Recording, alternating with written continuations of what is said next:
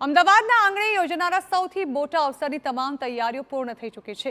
આગામી 16મી તારીખે ભગવાન જગન્નાથના જયઘોષ સાથે 149મી રથયાત્રા ધામધૂમથી નીકળશે।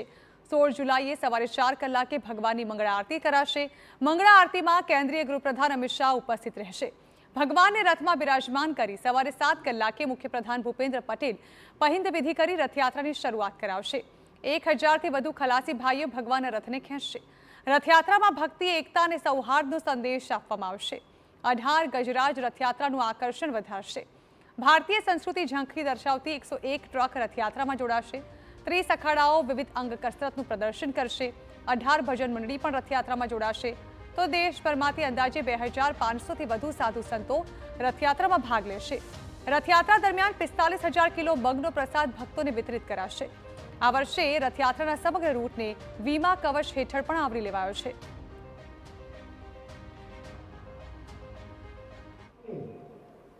જે દિવસે ભગવાનની રથયાત્રા નીકળશે તે સવારે 4 વાગ્યાથી કાર્યક્રમો ચાલુ થઈ જાય છે। સવારે 4 વાગે મંગલા આરતી છે।